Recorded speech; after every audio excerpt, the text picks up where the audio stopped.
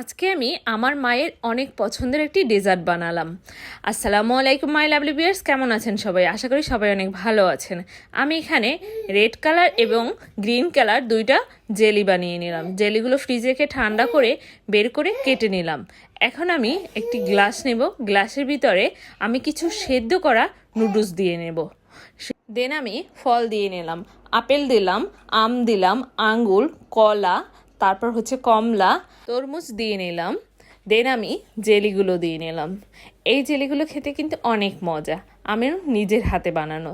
দেন আমি সাবুদানা দিয়ে আমি এই দুধটাকে একটু ঘন করে জাল দিয়ে একটু গুঁড়ো দুধও দিয়ে নিলাম এবং চিনি দিয়ে, তারপর ওটা ঠান্ডা করে সেটা দিয়ে নিলাম। এখন আমি আইসক্রিম দিব। আইসক্রিমটা দিলে কিন্তু আরও বেশি টেস্ট হয়, আইসক্রিমটা দেওয়ার চেষ্টা করবেন।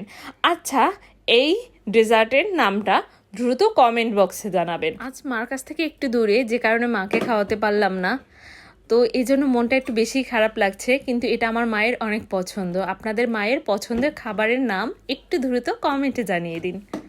হ্যাঁ মজা।